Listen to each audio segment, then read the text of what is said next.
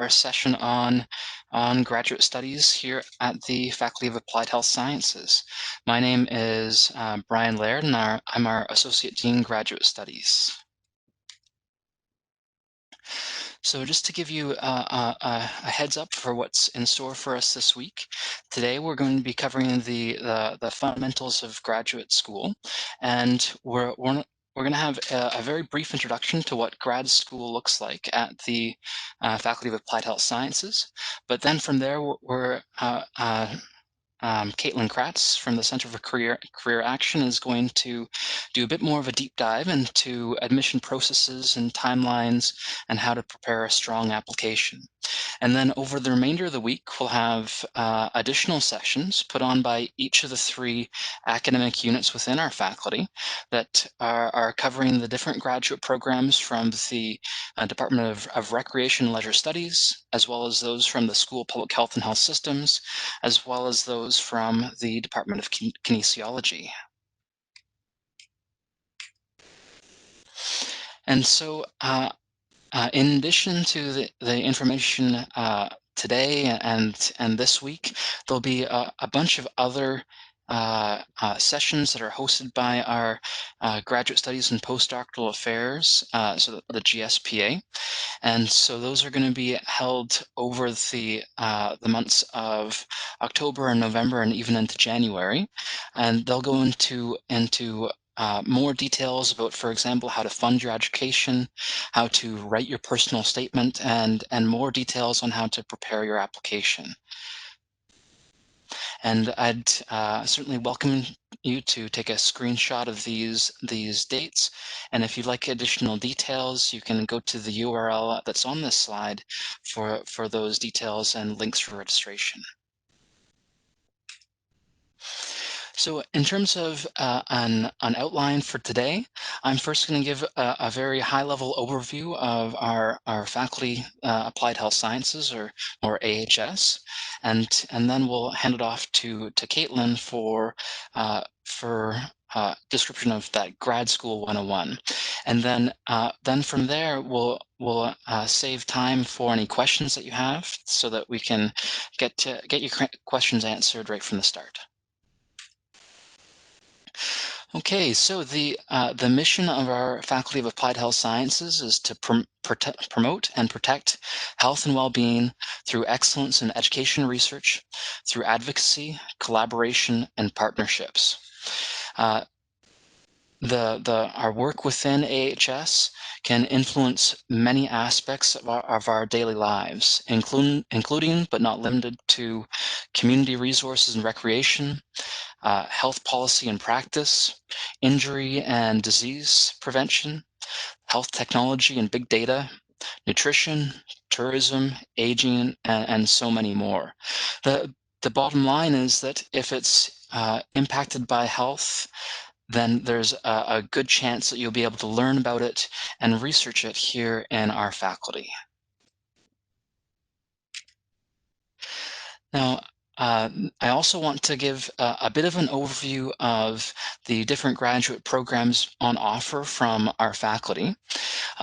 And the first, I should point out that on Tuesday, tomorrow, in the programs from Recreation and Leisure Studies, they're both Masters of Arts programs in course-based as well as research-based formats, as well as a doctoral program as well. On Tuesday, you'll be learning more about the programs from the School of Public Health and Health System, and they include research-based master's and doctoral programs, as well as professional and graduate online programs such as the Masters of Health and Evaluation, the Masters of Health Informatics, as well as a mostly online program for our Masters of Public Health, although I should point out that it does have some in-person requirements. Then lastly, on Thursday, there are programs that will be discussed from kinesiology, including their Masters of Science in Kinesiology in both course-based and research-based formats, as well as the doctoral program in kinesiology. I also should point out that AHS, in partnership with one of the affiliated colleges, Renison, offers a Master's of Social Work. But since the admissions are handled through Renison, if you have any questions, then it'd be best to contact the folks at Renison directly, and we provided the links to those individuals on this page. And then last but not least, I want to point out that we also have a collaborative program, a PhD in Aging, Health, and Well-being that can be offered from each of the academic units that I referred to above. So it can be offered by those from Recreation Leisure Studies, as well as those from the School of Public Health and Health Systems and in kinesiology. And so with that, I'll pass it off to Caitlin Kratz from the Center for Career Action for the remainder of the presentation. So I'm going to start out today with the agenda of normalizing technology issues, which happens to me whether I plan for it or not every single time I present. I apologize. I prefer to use headphones so that we can minimize some of the audio issues. And today that is just not going to happen. So I'm going to tick off my first agenda item, normalizing technology problems, and say I think it's a really tough time to show up to a place in person and to use your time to connect with information. So the number one thing that I want to do in the next hour or so is answer whatever it is that you actually came here to find out. There are a few ways for you to share what you need with me. One of the biggest things that I see with people who are interested in graduate and professional studies is that a lot of the time people are afraid to ask. And that might feel like I'm not feeling as prepared as you want, or not having access to information that it seems like other people have access to. So today is the day for whatever questions are sticking in your mind.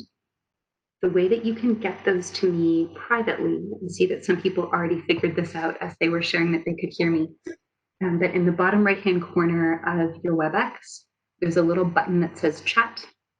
That will pop up a chat. And if you send to host and presenter or to host, you'll get directly to me and not to everybody else. So I have a little bit of an agenda today in sharing some basic terminology. I have a bunch of slides prepared, and I'm happy to go through that content. And as much as possible, what I would love is to be responsible to your questions. I'm going to pull up my PowerPoint. Is everyone able to see that? WebEx says yes. WebEx says you are able to see what I'm sharing. Yes, okay. I can see it, Caitlin. Aha. So I learned if you send to host, questions will go to Leanne, and Leanne can let me know. But if you send to host and presenter, you're going to get to me and to Leanne. So what I wanted to do is sort of break down and demystify the graduate school application process today.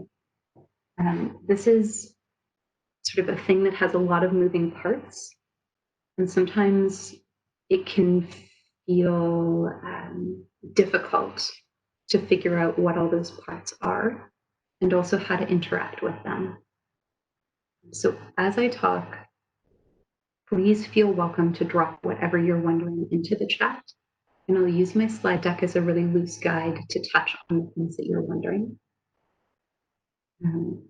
But as people are sort of dropping those in, I'm going to go through some basic terminology, and then I'll jump back into the chat and start zooming around to answer questions. So this is me on the screen. Hopefully you can see my face, but also on this screen you can meet my dog, who is great. And you can also see the face of my work partner, Jay. Both of us work on further education. So if you're a University of Waterloo student and you're interacting with further ed service, you might see or work with either or both of us. And two things that I note at the beginning of every presentation is I present with an expectation that we will include people from every identity when we work together. I don't think that's going to be a problem today, and also it's important to me to say. And I also will say I'm facilitating today from Coast Salish territory, and the University of Waterloo is located on the traditional territory of Attawandaron, Anishinaabe, and Haudenosaunee peoples, which is part of the Six Nations land tract.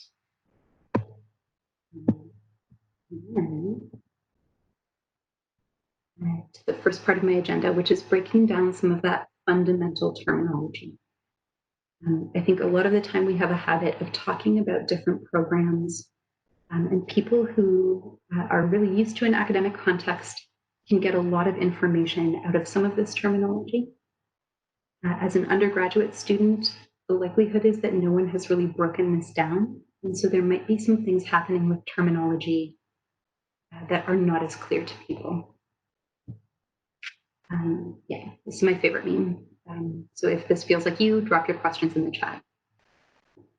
Okay, so you've heard a little bit already about course-based masters, research-based masters, and professional programs.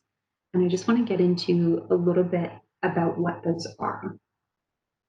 If you are looking at UK programs, a course-based master's is sometimes called a taught master's. And sometimes we also say coursework masters. Often those programs are about a year long, and they can run up to about 2 years long, but there's also some variation there. And in really general terms, in a course-based master's, you're going to take more courses in an area of study. So like you see that difference in scope and focus and depth in your courses from second year to what you're doing now. You'll see a similar shift from the end of your undergraduate studies into a course-based master's. A lot of the time, a course-based master's is going to incorporate some research component. That could be a research project, a research paper, and they might also incorporate experience, like a co-op or an internship. So in really general terms, a course-based master's is going to tend towards the 1 year timeline with some variation and incorporate research elements. So I'm watching the chat and I'm sort of skimming through things that I know we're going to get to after terminology. Someone is asking, can I clarify the number of courses? In the specific AHS programs that you're looking at this week, that clarity is going to come from the individual sessions. That's going to be a place where you can ask Rec and Leisure, Public Health and Health Systems, and Kinesiology directly how many courses are required. If you're looking outside of the University of Waterloo for that information, I've given a really loose sense, but you can also check the course requirements for any program that you're looking at, and they'll tell you exactly what they ask for. They'll say something like 6 courses are required, these 3 course codes are requirements, and then select from this list for the remaining 3. So that would be the type of information that you're looking for about a program. In contrast to that, a research-based master's, sometimes we call this thesis-based as well, as differentiated from a course-based master's. A research-based master's is going to tend to be a little bit longer. Usually they're in the 2-year range, although again, there's some variation between programs. You're going to take some courses in an area of study, but the trend is going to be fewer courses than in a coursework master's. The reason why is because a research-based master's is going to incorporate a major research element called a thesis. And it may also incorporate a thesis defense. I know that we use that terminology a lot. I am actually going to dive into it a little bit just so that you get a sense of what that actually means.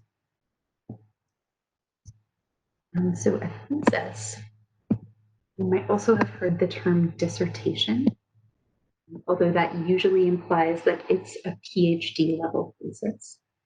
A thesis, in general terms, is a really long research paper that you write over maybe 4 to 18 months in a master's context. And that research timeline can be much, much longer in a PhD context.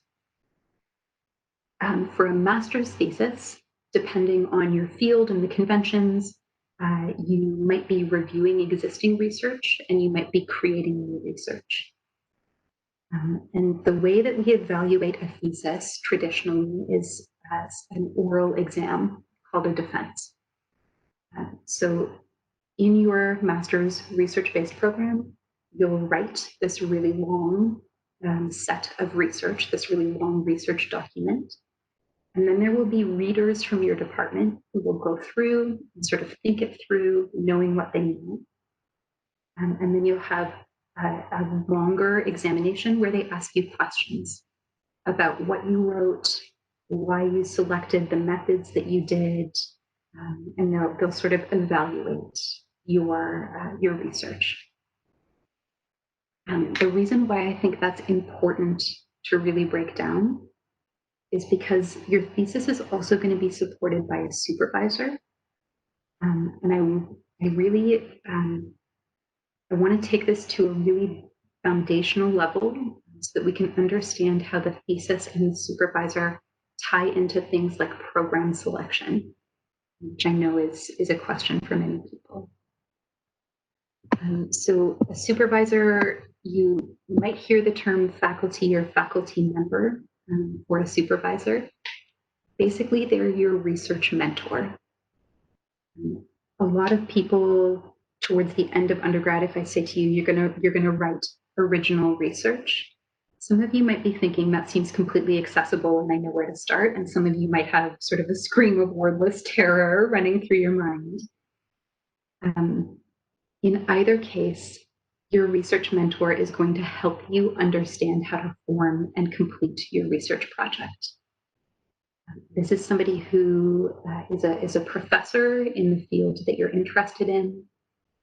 They've read a lot of information and have a lot of context about what's already happening in the field, and they can help you define, direct, and complete your research. If the idea of an oral exam of your work is also terrifying, the supervisor is somebody who helps you prepare for that as well. If there is a defense as part of your program, sometimes there is and sometimes there isn't. And so usually this is your primary support in your program. And then I'm going to pop over to the chat. Yeah, so one of the questions here is, are there different requirements for course-based and research-based masters? And the answer is yes. So this varies by program. And you'll notice this if you're sticking around for the information sessions in those 3 different, so rec and leisure, public health and health systems, and kinesiology. As you hear from them through the week, you're going to notice that the requirements are slightly different for their different programs. And in an environment like public health and health systems, where you're dealing with multiple different program possibilities, you'll also hear that each of those programs has slightly different requirements. And so in really general terms, the key difference between a course-based master's and a research-based master's is that in a research-based master's, you will write a thesis. And in a course-based master's, generally, you will not write a thesis. Okay. And then I see questions about documents, so CV and statement of intent. And I see a lot of questions about approaching professors for reference letters and learning about master's programs. Okay.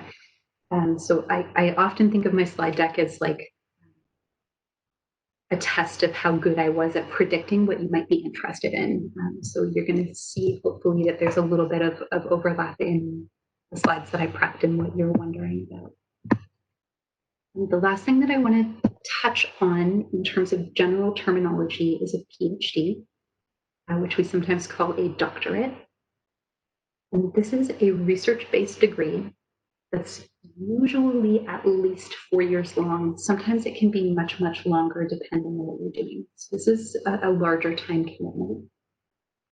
And it's going to involve some courses in your area of study. And it's also going to involve a really big thesis. So those of you who are completing an undergraduate thesis, you might have a sense of what that process is like.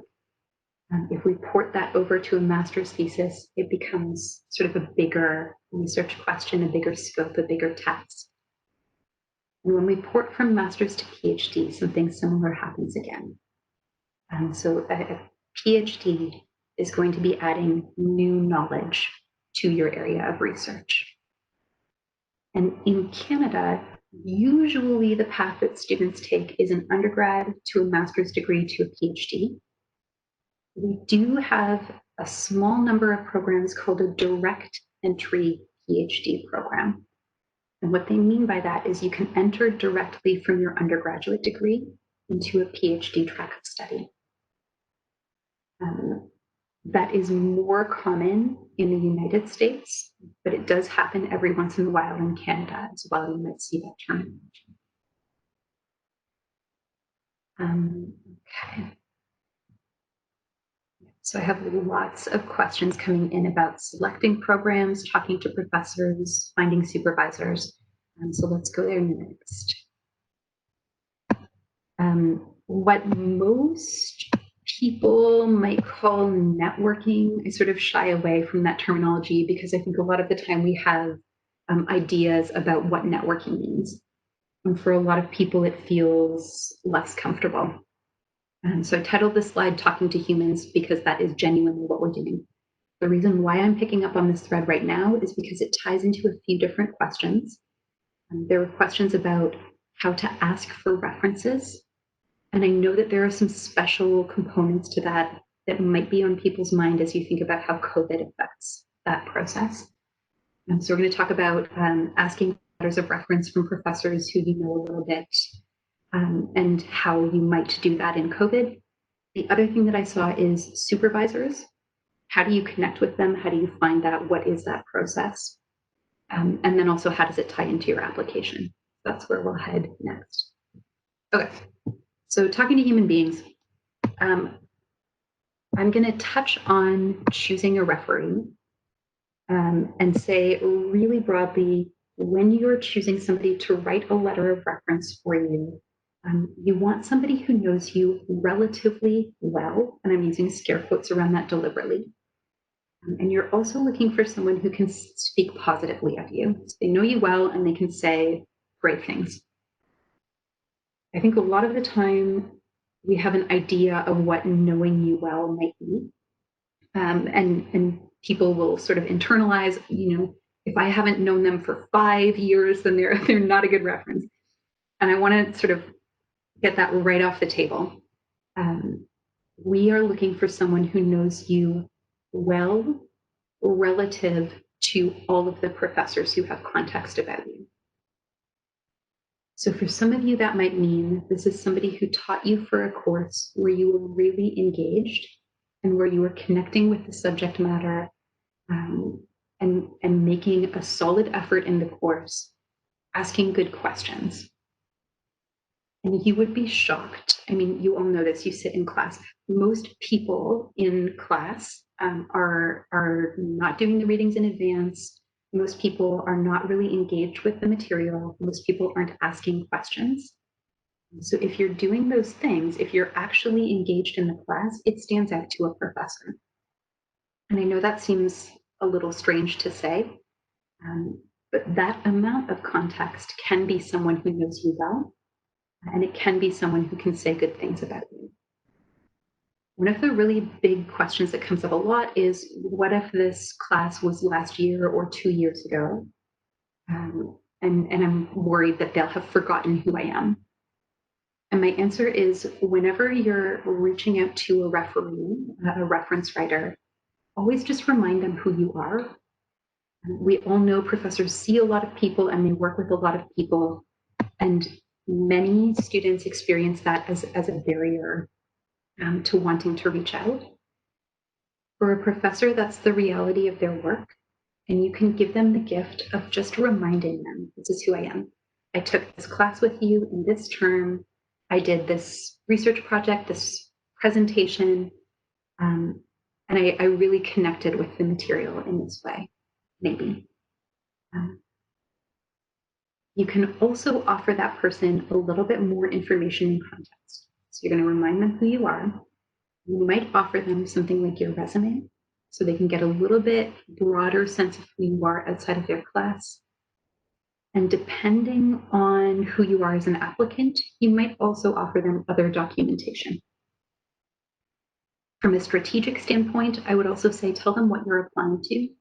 And so if you're looking at a research-based master's in recreation and leisure, let them know I'm applying to a research-based master's in recreation and leisure. And then let them know generally what that program is looking for. The other strategic thing that I would suggest sharing is why you're asking them specifically. And that could be something like, because I studied, so I'm applying to recreation and leisure programs. I took your recreation and leisure course, and I think you've seen my grasp of the material. I think you can speak to my academic capability. Hey, thank you so much. Someone just confirmed that they can hear me. Thank you all so much. I apologize. One of the things you need to know about me as a presenter and a facilitator is if technology will fall down, it will fall down when I'm presenting. So we're going to just go through it all together today. Okay. So the idea with letters of reference, I know that this was something that was coming up a lot in the questions. You just need to know if this person can support your application. And if they can't, it is genuinely a gift if they can let you know that they're not able to write the strongest letter. So a big piece of choosing your letter writer is leaning into the discomfort that you might not hear yes from them and creating chances for them to say no. And I see a lot of questions coming up about if you're applying to different schools, if you're applying to different programs, how does that work? At a really high level, it's relatively rare that somebody applies to completely different programs. A lot of the time, your interests tend to collect together, they tend to co-locate, and you tend to be applying to programs that have some similar needs and some similar themes. And that would be something to share with your referee. That could sound like, I'm planning on applying to a rec and leisure program at Waterloo, to, I don't know what, a knowledge integration program, whatever your list is. And here is the core set of competencies that they're looking for in these programs.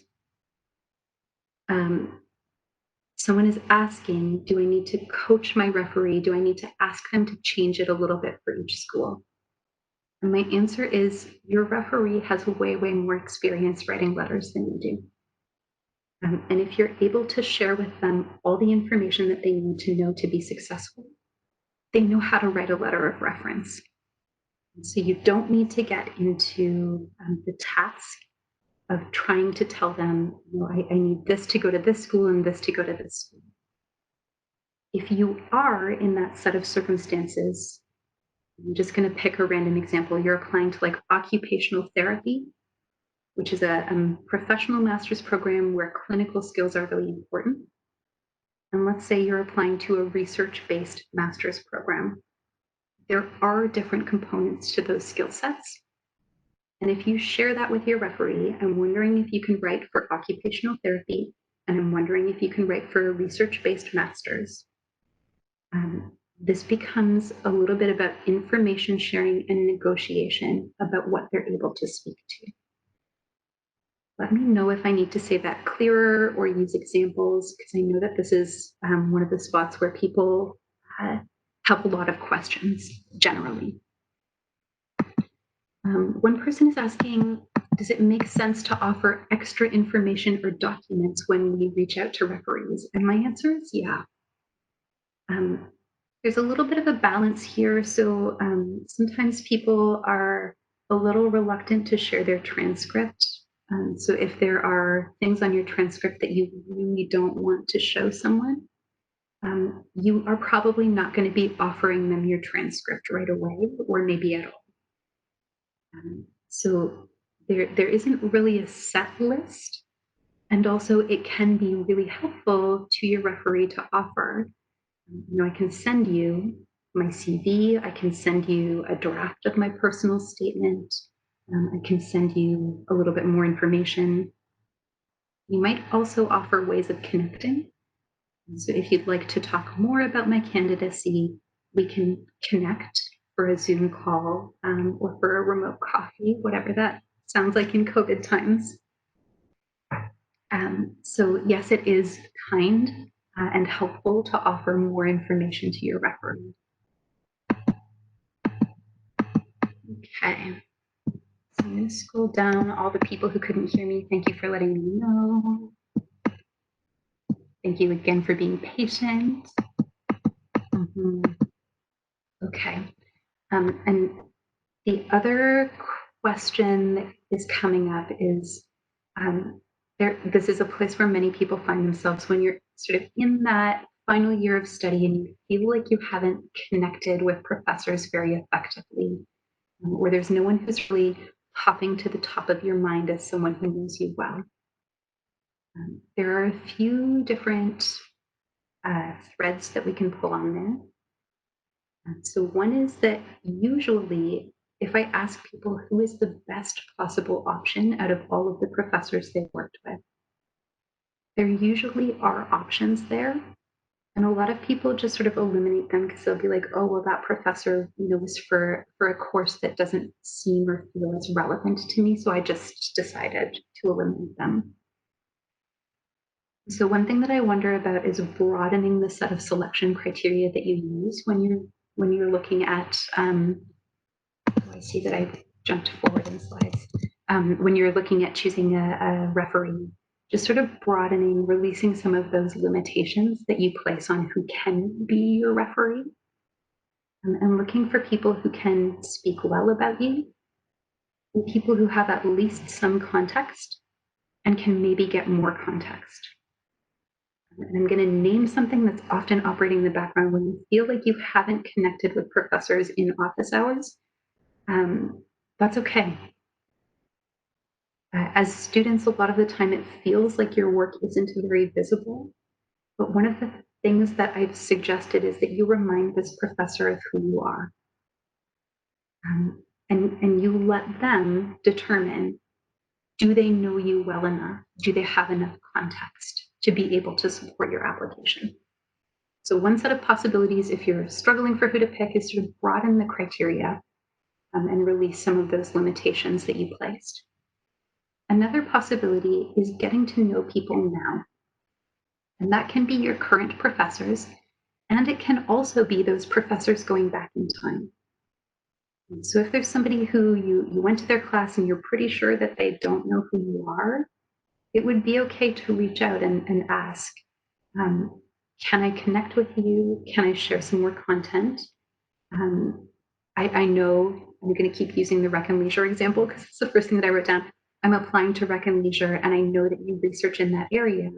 I'm wondering if it's okay to connect and talk about what are some spots where I could turn my attention to. And those can be ways of getting to know somebody a little bit better, meaningful ways of getting to know somebody a little bit better.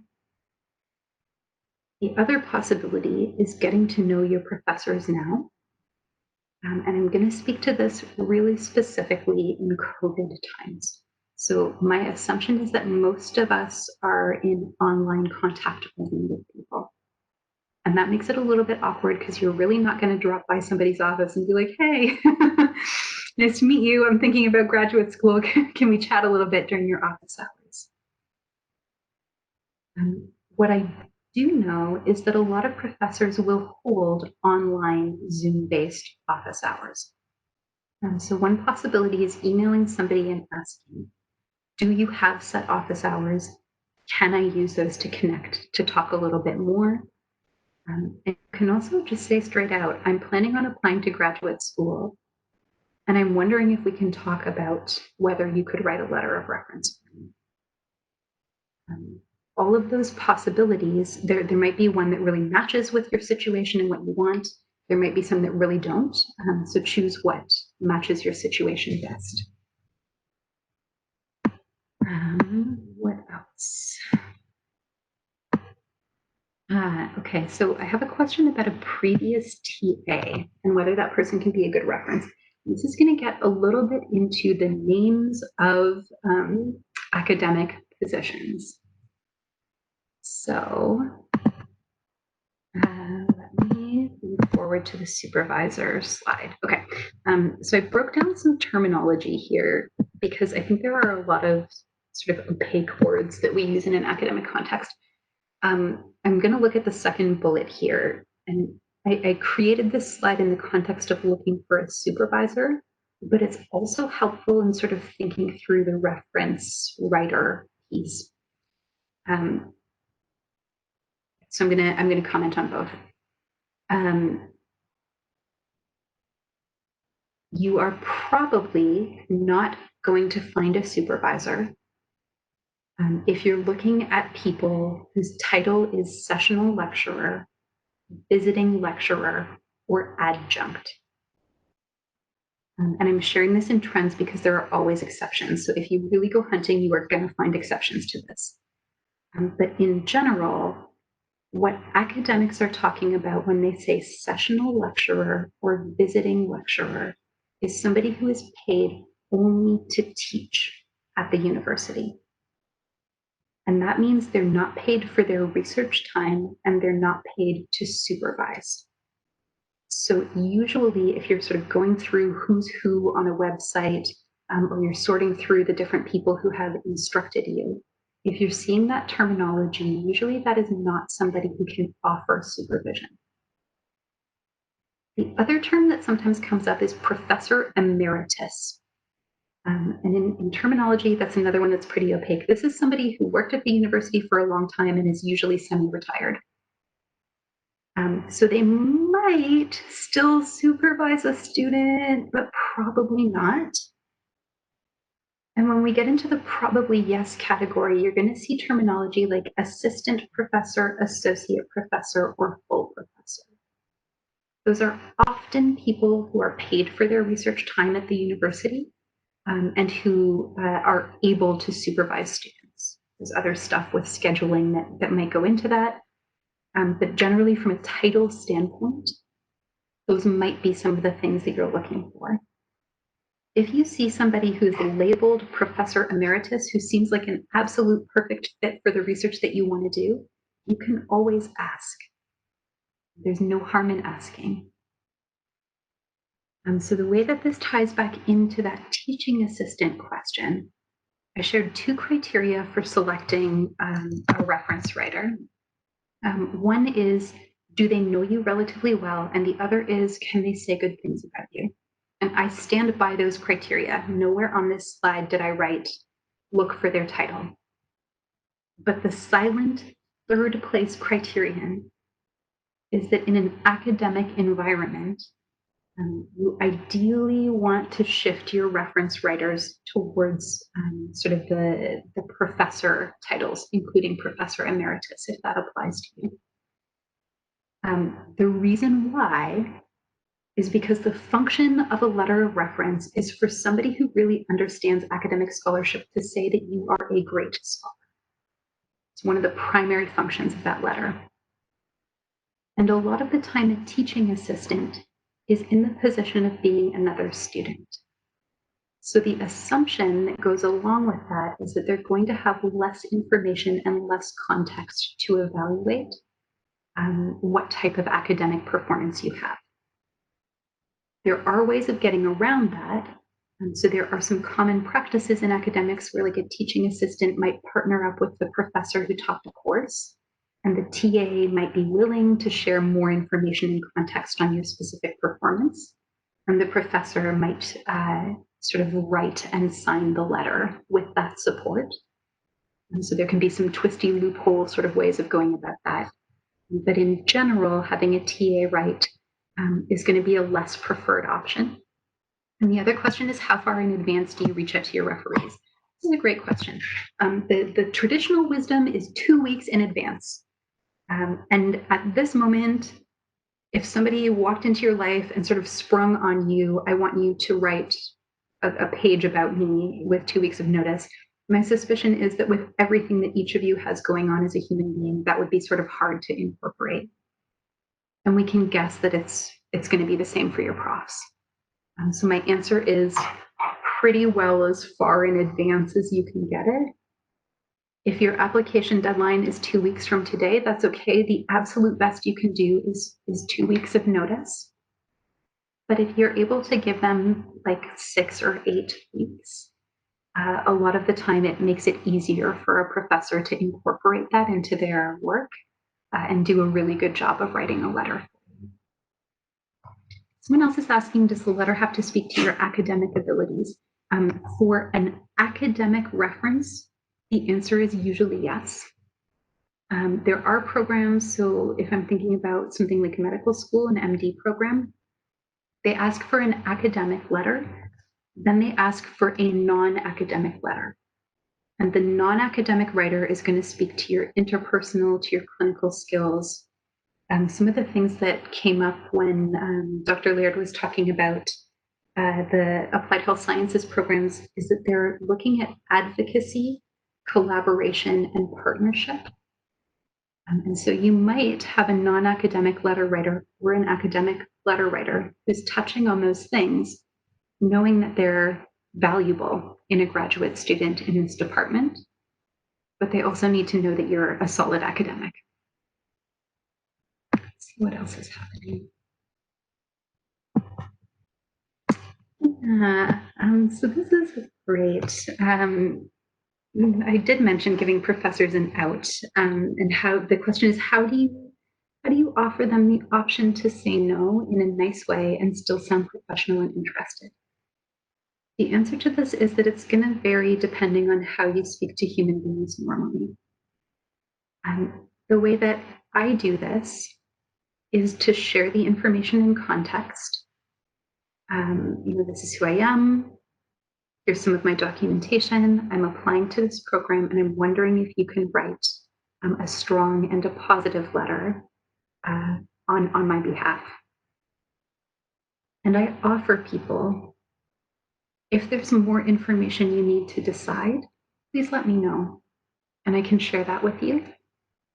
And I also offer people, if this isn't possible, that's okay. You can let me know. But I also know that that's pretty personal to me and the way that I communicate. So that feels safe to me. It feels okay to be very clear. It's okay to say no. It might not feel that way for you. And then what I would say is lean towards whatever is comfortable for you. If that's being really explicit, it's okay to say no. That's great. If it's saying, can you let me know if this is possible? Sort of a soft invitation, right? And that's okay too. Okay, so in theory, where this got us to, hopefully, is a foundational understanding of terminology and some human stuff about talking to reference writers and potential supervisors. And now there's an additional set of questions that are about, when I find a supervisor, what do I do? So I just want to touch really briefly on that task of finding a supervisor. This is something that academic programs are not usually that clear about how it works. And that is not super helpful to people who are unfamiliar with this process. So unless they tell you not to look for a supervisor, check their website and they might say, do not email people asking them to be your supervisor. And if they say that, don't email people asking them to be your supervisor. But otherwise, one of the functions of looking for a research-based graduate program is also looking for a supervisor. And that work can happen sort of on a scale from, I didn't know that was necessary, so I didn't really do anything, all the way to I reached out to a few professors. One of them has agreed to supervise me in this program. And there's sort of a range in between. The ideal with this task is that you're moving yourself away from the end that's like, I didn't know that I had to do this, and towards the end of, I have a supervisor who's committed to supervising me. It's pretty rare that people get all the way to, I have a committed supervisor, but you kind of want to scoot in that direction as far as possible. And a lot of questions are coming up surrounding, if I have a committed supervisor, how do I share that information? If I have a couple of people who might supervise me, how do I share that information? My answer is that most programs are going to ask you in some way. This can look like a bunch of different things. It can look like a box that you fill in on your application on their website where they say, list the names of your 3 potential supervisors and share, like, have you contacted them? And how did that go? Another possibility is that you share that in some way in your letter of reference. In your letter of intent. I apologize. So a letter of intent is going to be a letter where you describe your interest in the graduate program and, in general terms, what will make you a good student in that program. I apologize, my cat is getting all up into my life, so I'm going to remove that distraction. Working from home. I would love if she popped onto the screen and everyone could meet her, but apparently not today. Okay, so either there's going to be a box on your application, or this might be information that you share in your letter of intent. If you have a committed supervisor who has said, yes, I would like to supervise you if you enter the program, you may share that information on your application. So I reached out to this professor. They have agreed to supervise me. We've talked about a potential project. That would be sort of the one end of things. In the middle pieces, you might be saying, I reached out to these different professors to talk. I connected with this person. We talked about their lab. We talked about their research. And we talked about the possibility of supervision. And in general, you're going to honestly portray the conversation that happened. I think that touches on sharing that information. Someone is asking about if you have multiple supervisors you're interested in. You absolutely may share that there are multiple people who you could work with. So if you know there are 2 or 3 people in this department who are a great fit for you, or if you've even had loose conversations with a couple of people, again, you can share that information on your letter of intent. Right. I'm going to switch slides and let's see what else I have on here. Oh, right, reaching out. So a lot of questions are coming up from people who have contacted supervisors. For those of you who are considering it, one of the questions that just came up is this only for research-based degrees? And the answer is usually yes. Usually you're only looking for a supervisor for a research-focused degree. As with everything, there's no one hard and fast rule, and if we look for an exception, we're going to find it. But in general terms, you are looking for a supervisor for a research-based degree. For those of you who are not yet at the stage of trying to reach out potentially to a relative stranger at another university, the biggest thing that I think about is professors are people too. So a lot of the time we build up in our mind, sort of who am I to reach out to that person? Who am I to ask for their time or their supervision?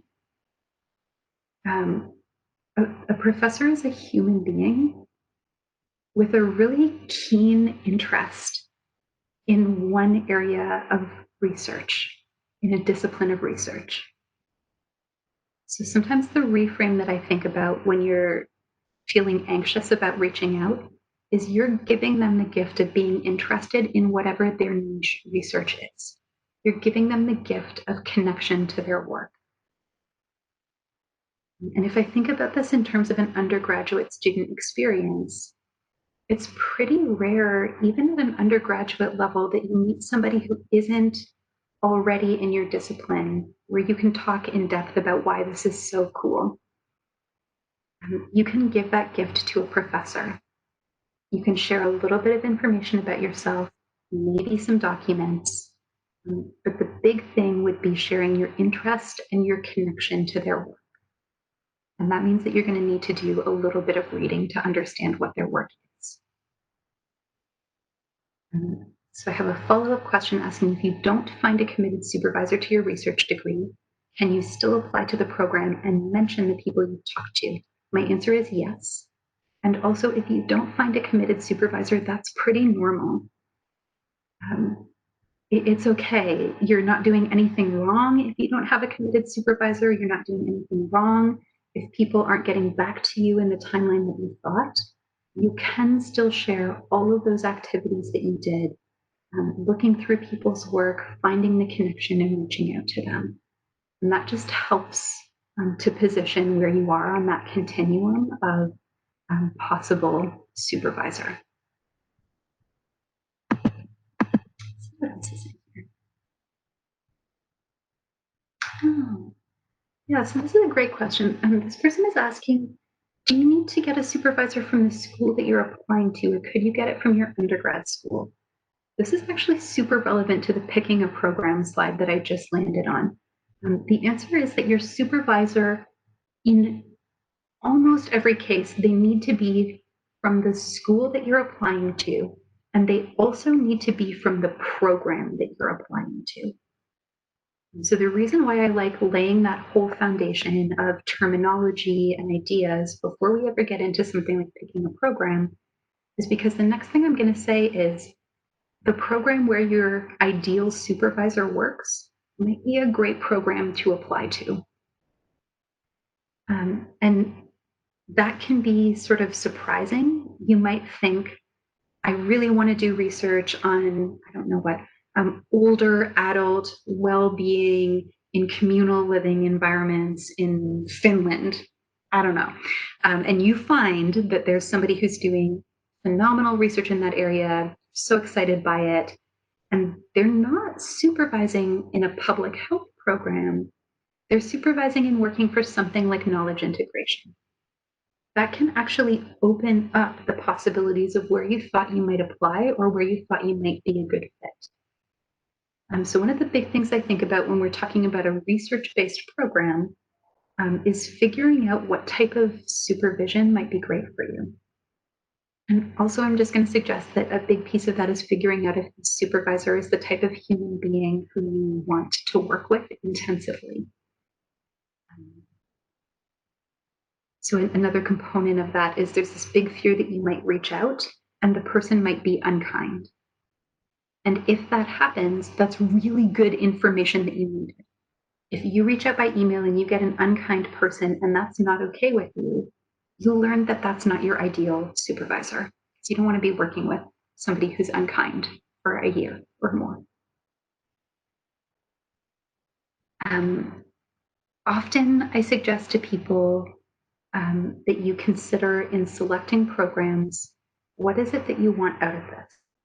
And for some people right now, that answer might be, I'm worried about COVID. I'm not sure I can get a job. And so it makes a lot of financial and time sense to apply to a program right now. For other people, that answer might sound really different. But whatever that honest reason is, why am I applying? Figure out what it is. And that's going to point you back to some reasons or some criteria that you might use to select a program. You might also be looking at what you want to learn, what you want during the program, but also what you want after the program, and then sort of drawing those threads back into how do I select a program that's right for me. And so as a really concrete example, you might say something like, I really need a graduate program that is in the city that I'm currently in so I don't have to move, although that is less relevant with COVID happening now. And that is going to help you narrow your list of schools and programs. You might also say, I want to get as far away from this city as I possibly can. And that is going to help you select your set of schools and programs. You might say something like, I really want to do research in this area, or I really want to learn more about these topics. And no matter what that answer is, it's going to start pointing you towards a set of things that you need in the program that you're interested in. I see that I have a couple of funding questions. So questions about minimum funding and questions about specialized scholarship. And to those people, I'm going to actually point you to the Tuesday, Wednesday, and Thursday sessions, and also to the October 29th session with the Graduate Studies and Postdoctoral Affairs, GSPA, where they will talk specifically about funding. And I see also that Leanne has dropped a link to more information about funding, so you get a little bit of a short-term answer. And yeah, that funding component might genuinely drive where you end up attending. And they will get into all of those pieces at those later sessions. Someone else asked about finding a program. What's the best way of finding a program to apply to?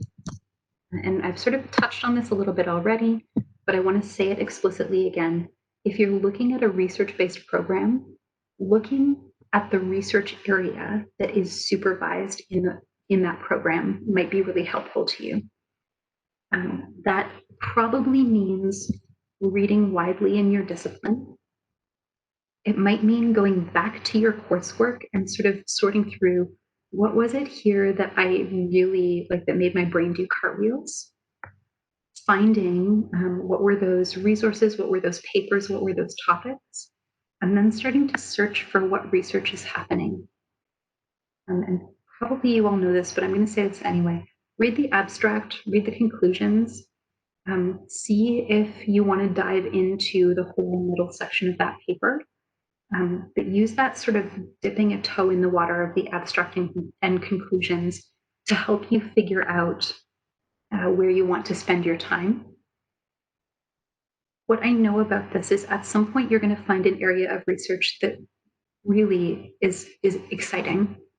And you're going to start to notice trends in who is doing that research, who is creating that research that is really exciting. Whoever those people are, you can sort of literally Google them. You can find them on LinkedIn probably. Follow them back to the schools and programs that they're researching at, and then start looking at what are the possibilities for connecting with that area of study. Another possibility, this ties into the question of getting references and connecting with professors. Talk to your professors, talk to the current mentors in your life about your goals and plans. Ask them whether there are programs they know of that match your needs and wants. These are people who are experts in their field, and they might have a lot of really good information to share with you. And this can also be a reason to genuinely connect with that human being, to reach out and ask, I'm thinking about graduate studies, I'm working on my school list, and I'm wondering if I can talk to you about my potential interests or about what I want out of this, where I think I'm headed, and hear some of your ideas about that. The third possibility that I've put on here is you can search by school reputation, school location, or school name. And I've dropped in 3 targeted search engines for this in areas that are common for further education. So in Canada, it's universitystudy.ca. In the US, it's petersons.com. And in England, Ireland, and Scotland, it's this longer link. And each of those is a targeted search engine for graduate studies programs. The one caution that I'll have is if you go to universitystudy.ca and you type in public health as your search criteria, it will only return programs that have public health in their name or description. And so that possibility of broadening the programs that you might apply to based on your interests is not going to be reflected in those search criteria.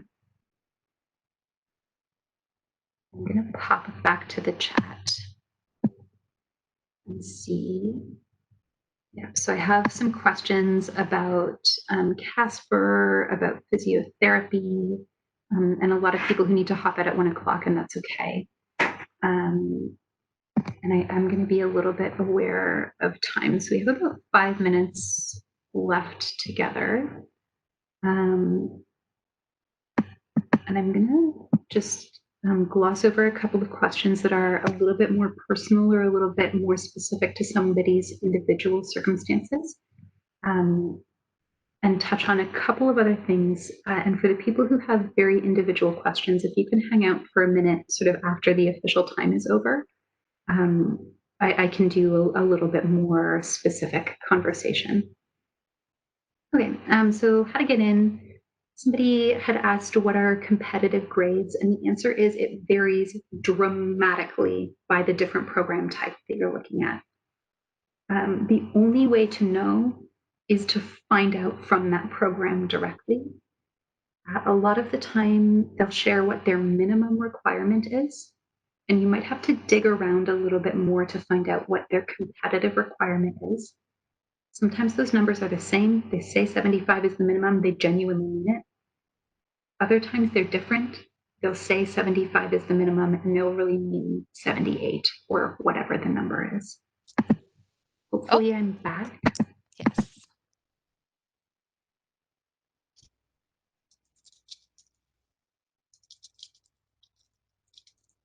Hopefully I'm back. Oh, good. Leanne says that you can hear me. That's wonderful.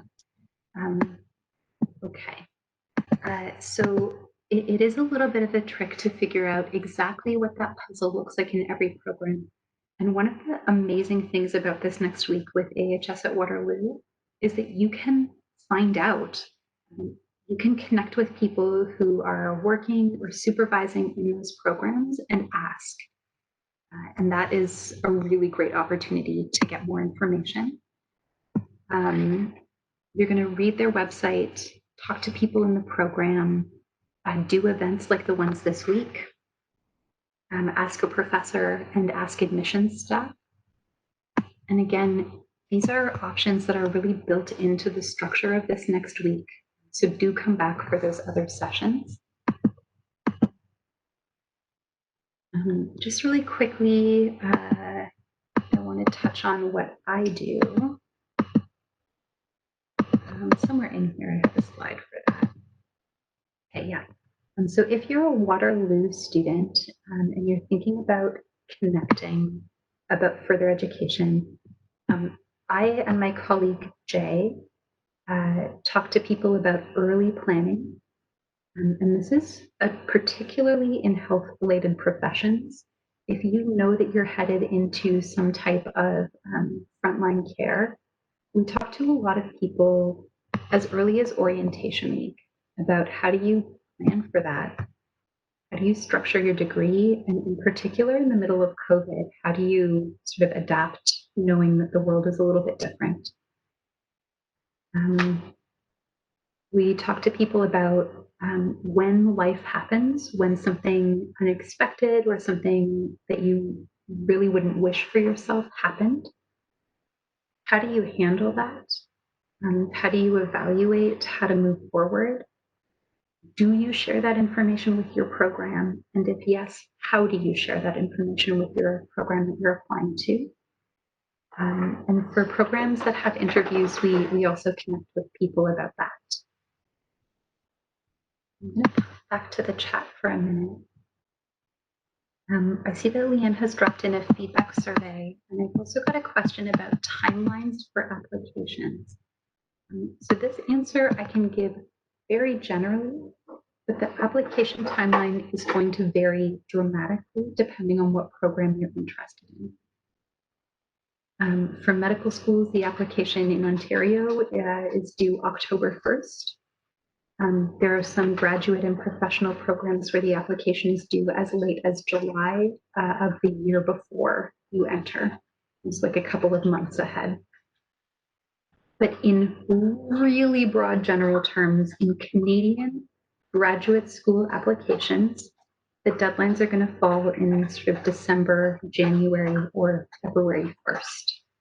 Really, really broadly held. But also please do check the deadlines for the specific programs that you're interested in.